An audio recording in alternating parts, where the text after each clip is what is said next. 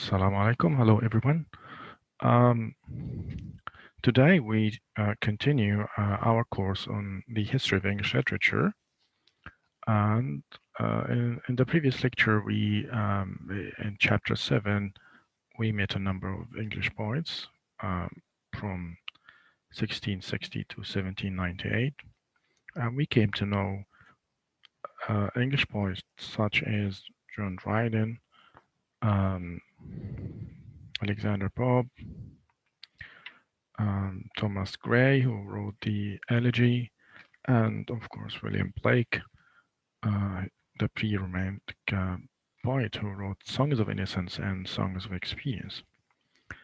But today, in chapter 8, we discuss the 18th century prose, where we get to know some important novelists such as Daniel Defoe, Jonathan Swift, and Samuel Richardson. Uh, so this new century, as we said before, it was known to be the age of reason. So they tend to reasonable things, where we see the intellect and the thought were given priority. The first of these writers or novelists is Daniel Defoe, who was born in 1659 and died in 1731. Defoe actually is a pioneer novelist of adventure and low life. He is known for his Robinson Crusoe. This is a novel that you may study at level 6, or maybe you're studying it at this level if you are having a novel course as well. But Defoe actually grew out of a journalist. So in the beginning, he was a journalist, and he developed his writing style, and he wrote Robinson Crusoe.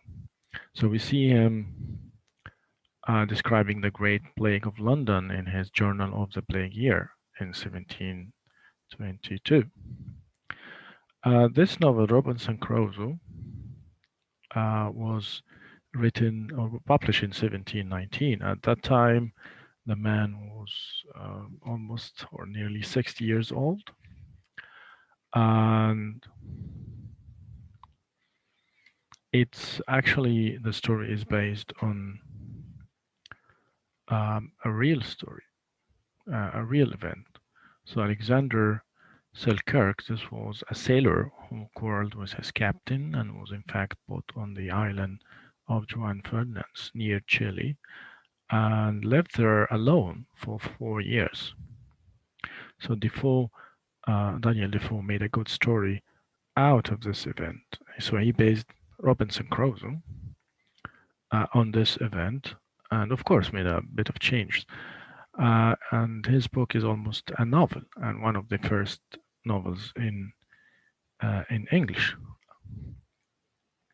And some critics see Robinson Crusoe as or approaching it from a post-colonial perspective, where they see Crusoe, the hero of this novel, as a colonizer. Like he went to an island that does not belong to him.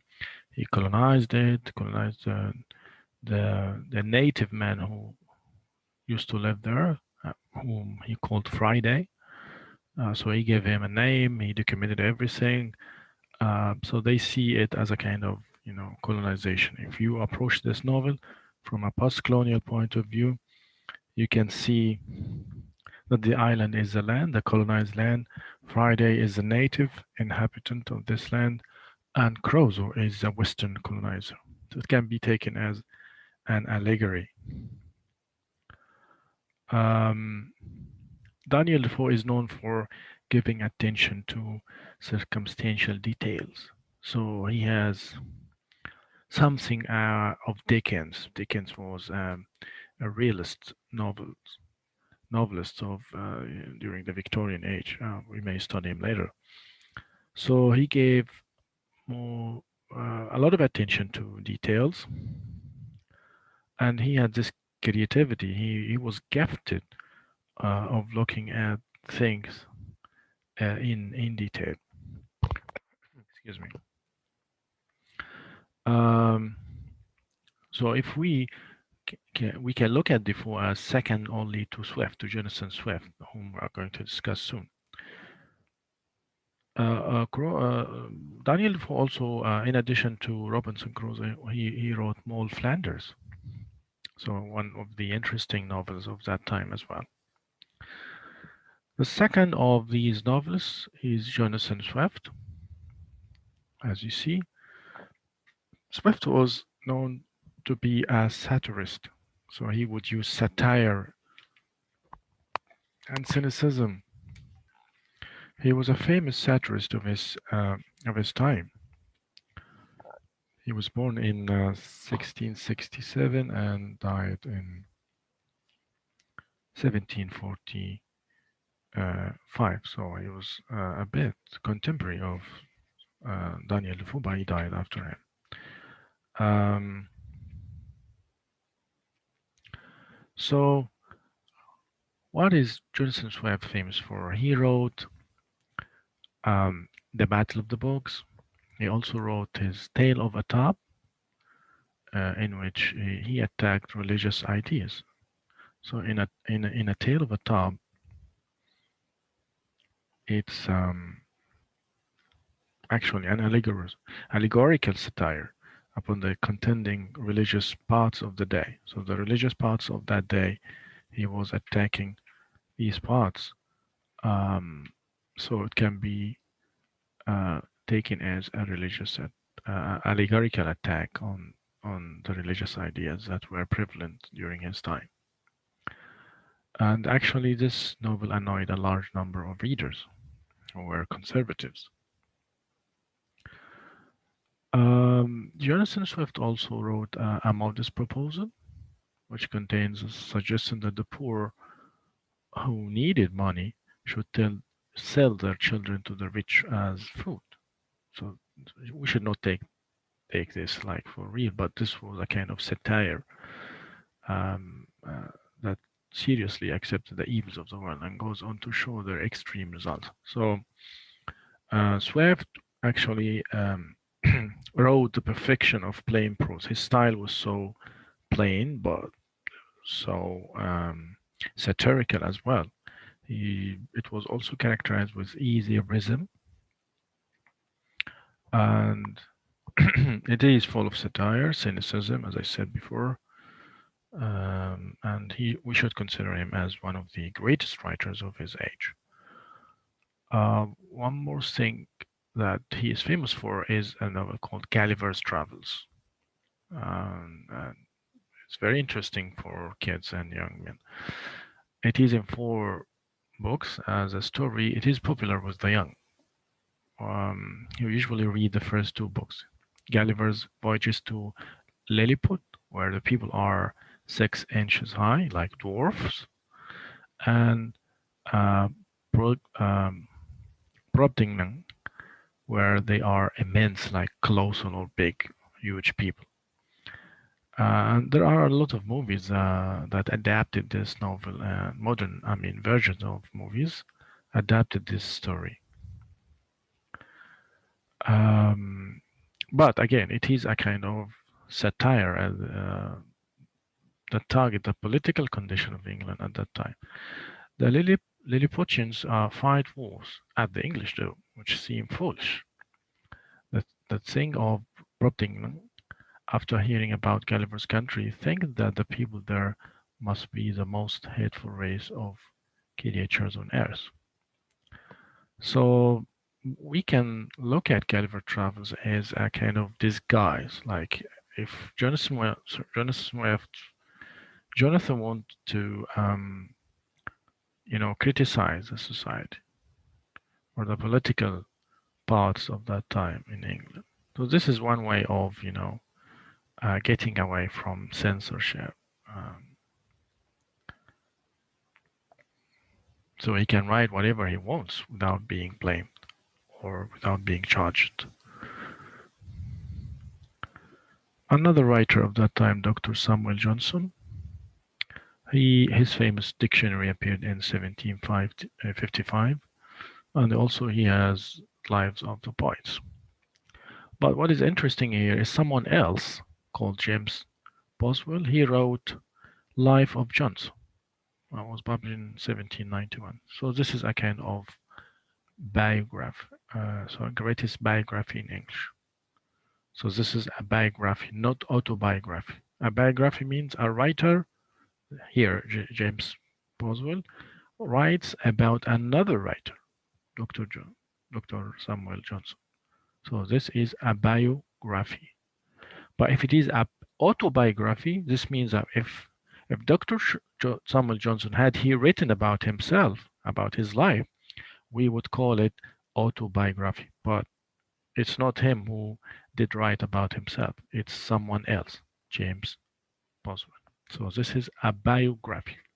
So be aware of the difference between biography, okay, and autobiography.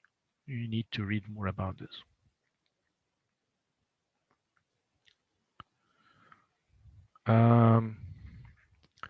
As we go on,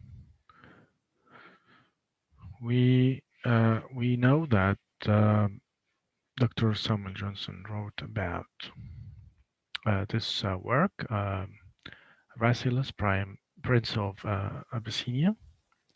It was published in 1759. It's a kind of a novel, at least because it has a story. Okay. Or one more writer is Edward Gibbon. He wrote The Decline and the Fall of the Roman Empire. Actually, he was not a novelist, but a historian. So, while he was making a tour of Italy in 1764. So this is recognized as the greatest historical work in English literature. So this is more of a history than a novel. The Decline and Fall of the Roman Empire by Edward Gibbon, recognized as the greatest historical work in English literature. We skip some writers here because there are many details that we are just picking the most famous ones. So all these works which we have seen so far, there is a kind of improvisation. This is the novel in its early stage. It needed a lot of development and elaboration. So the English novel Prose was born about the middle of the 18th century, so 1700 something.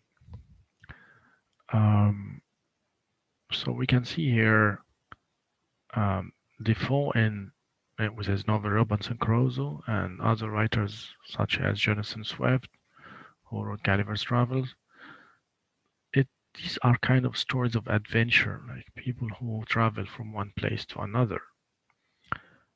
It's not therefore surprising that in 1740 a real novel appeared, and it was Pamela by Samuel Richardson. So here in the 18th century, 1740, the English novel grew quietly to its full stature. It developed. So there is these attempts before Samuel Richardson were like a prelude, preparation for the real appearance of novel. Samuel Richardson, he was born in 1689 and he died 1751. He was a printer, a master printer. Okay, he worked in printing houses, and he was a diligent and prosperous bourgeois, like the middle class. But he was endowed with a creative gift. He has this gift of writing. Although it was narrow, but it was intense gift. And he wrote a masterpiece of fiction, which plunged England and the continent into the pleasing excitement of tears. This was the novel Pamela. and it was written when he was 50 years old, actually. So he wrote it at an older age. So Pamela was written. It had an epistolary form, like it was written in like a series of letters, epistle.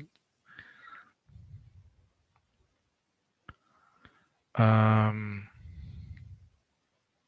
but this novel actually was a success because Pamela was successful both in kitchen, the heroine, and the boudoir in her own living room as well, alike. And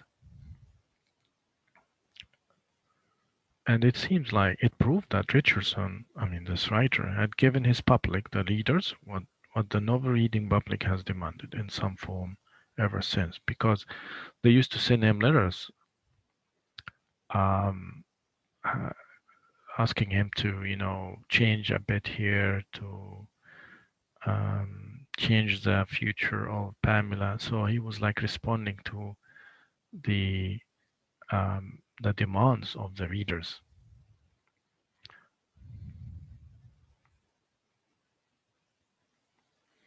There is some sort of genius in this novel.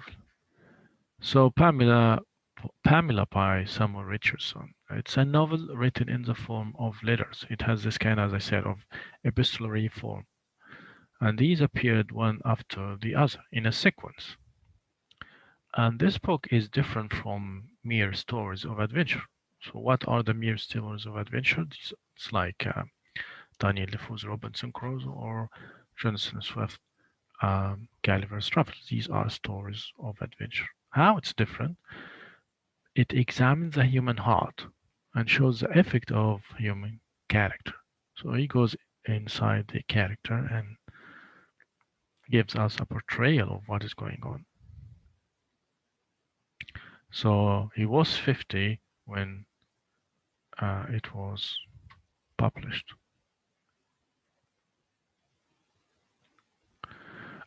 Richardson wrote another novel called Clarissa Harlow. Okay, this is his best as well. Clarissa is the beautiful daughter of a severe father who wants her to marry against her will. So the father is dominating here in this novel and very controlling, and she wants to marry uh, his daughter to someone else against her will. She's driven to a state of despair, frustrated, disappointed, and dies an early death. And because of this, she died at an early age. The novel is about 8 times as long as an ordinary modern novel, but it was widely read in England and abroad at the time of Richardson. So you need to know something about Clarissa because this is the best novel by Samuel Richardson. Another writer is Henry Fielding. He's a man of gay character. Gay means happy, so he was so happy or um, joyful. Began a novel called Joseph Andrews. So Henry Fielding wrote Joseph Andrews, and it was published in 1742 as a kind of satire on Pamela. So this is a satire on the novel Pamela by Samuel Richardson. But one of his greatest novels as well is Tom Jones, 1749, appeared in 18 books, each of which had an essay before it. So he would write an essay before each part of the novel, which was divided into 18 books. Um, right. So we skip some of these details and we go to Lawrence. This is another important writer, Stern, Lawrence Stern. And actually, he was known for being chaotic and he did like, he liked disorder actually. So he was a bit confusing. So his astonishing books are as confusing as life itself. Life is not all the time is in order. Sometimes there are confusing moments. Um, so he seems to dislike order and common sense. But perhaps life does not contain much of either. I mean, this is normal. So one of his interesting novels is uh, Tristram Shandy. Okay, and this is the one that made him famous and known. We have to read about half the book before the hero, Tristram, is born. So it's like a very long introduction before the hero comes into existence. Stern leaves the story whenever he likes. So it's the story is not developing straightforwardly. In order, so sometimes he makes digression to give opinions and writes essays on any other subject in the world. So this is a kind of digression, like going out of, getting away from the main subject of the story. He adds a few blank pages. So these are the aspects of the disorder we're talking about here. No common sense, no order, and um, rows of stars here and there to confuse his readers as much as possible. But in spite of this, he can draw clear characters in the story, such as the old soldier Uncle Toby and his servant Trim. So, Lawrence Stern is known for disorder, known for digression, known for this kind of um, a confusing form of writing, and this makes him distinguished from other contemporary writers of his time. He also wrote A Sentimental Journey. This is a famous novel, actually, through France and Italy. Okay, but it's not so confused or confusing, and is in better better prose. So again, Lawrence Stern, one of the important novelists of that time, and you need to know how he was different from others because of this, because of his um, preference, or because of his style, this style of not focusing on the subject, but confusing the reader every now and then. Okay, so we keep going on this chapter until we come to this novel, The Vicar of Wakefield. It was published in 1761, between 1761 and 1762, by Oliver Goldsmith. So either 1661 or 1762, not sure, by Oliver Goldsmith. So this is a story of a good and virtuous family which has great misfortunes, but all comes right in the end. So The Vicar of Wakefield by Oliver Goldsmith. The last novelist we need to focus on in this chapter is Mrs. Anne Radcliffe. Okay, so Mrs. Anne Radcliffe actually developed the novel of terror with work of better quality. This could be these kind of novels have this gothic nature, you know, the fear, the characters are frightened, and the gothic elements of novel can be seen in her novels. She had a real feeling for nature, and she causes interest by describing unusual scenes and sights, such as moving moles, secret passages, strange events, which she explains later.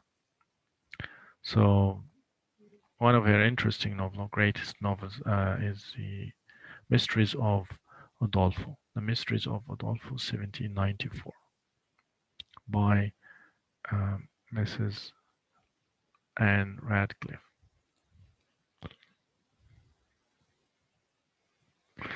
And by we conclude this chapter by knowing something about Mrs. Anne Radcliffe. So in this chapter, just to recap, in this chapter, again, the 18th century is known for as the age of reason, where the focus is on new thoughts, new ideas, creative ideas, and the prose writers that we just have met in this chapter are the pioneers of novels. The earliest generation um, of novelists who developed the form of writing novels, starting from Daniel Defoe, Robinson Crusoe, passing by Jonathan Swift's Gulliver's Travels. Um, the novel reached its maturity at the hands of Samuel Richardson, who wrote Pamela and who wrote Clarissa. And then we have other writers who wrote good novels as well, but not as famous as Samuel Richardson or Gulliver's Travels or Daniel Defoe. So I'd like you to study this chapter well. You can listen to the lecture or watch the lecture more than once.